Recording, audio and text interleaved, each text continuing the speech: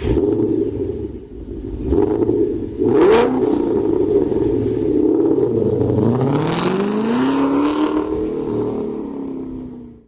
Bill from CJ Pony Parts. If you've been following along our build of our 2013 Gotta Have It race car, you see we're pretty serious about getting this car in the 10s without any power adders. So far we've managed at 1105 at 122 miles an hour using nothing but basic bolt-ons.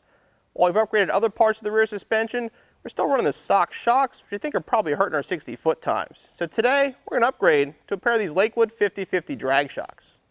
If you're into drag racing, you're probably familiar with the 50/50 drag shock. 50/50 means it's equal resistance both up and down. Do a great job of eliminating wheel hop, allows you to put the power to the ground as well. The shocks are sold individually and will fit your 2005 through 2014 Mustang. Includes the bolt, bushings, and the washers. For this installation, you'll need a jack and jack stands or a lift and a pull jack. We recommend the use of an impact gun, a 15mm deep socket, and safety glasses. If you need to remove your sway bar, you'll also need a 3/8 ratchet, swivel, short extension, 14mm deep socket, 14mm shallow socket, and a 14mm wrench. The top shock bolts are located in the trunk, so we're going to start our installation there. Obviously our car is kind of gutted for obvious reasons.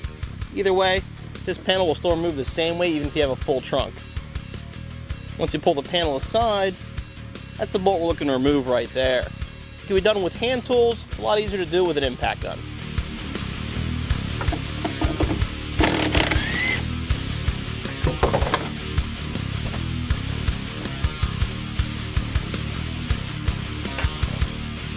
Once you remove both nuts, you move underneath the car. These are the things you run into sometimes on a modified vehicle. The bolt for your lower shock mount is right here. Normally it would come straight out. In our case, to fit our 15-inch race wheels, we had to relocate the sway bar upward, which puts it right in front of the bolt. We have to remove the wheels to take the sway bar off, so we can remove our lower shock bolt.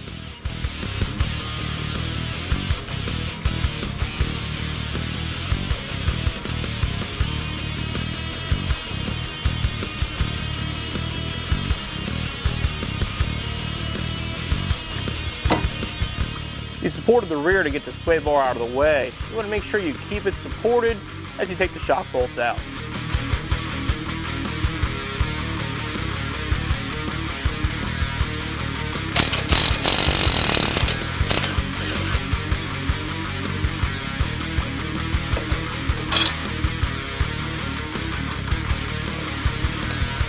And remove our original shock.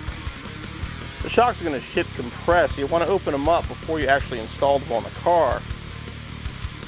Then we're going to have a single washer and one of the bushings. We're ready to put it back on our Mustang. The shock up through the hole in the floor. We'll line it up with the bracket and reinstall the factory hardware. We're going to reinstall the factory nut. The factory nut has this plate that comes off the side of it. It's going to fit right in there and lock in. Make sure it's in there when you tighten the bolt back up.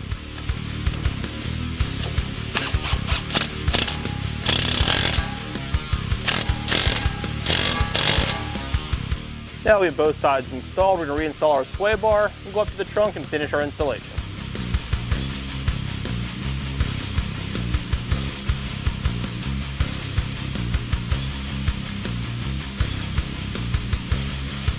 We're going to install the other bushing, followed by the washer, and then the bolt on top.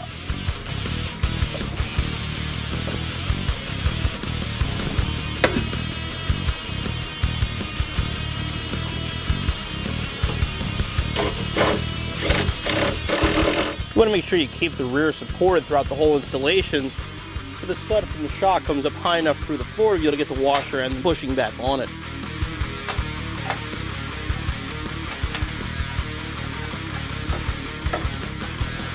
This is another part where it's easier to use an impact gun. If you don't have one, you'll have to hold the top of the shock here while you turn the bolt.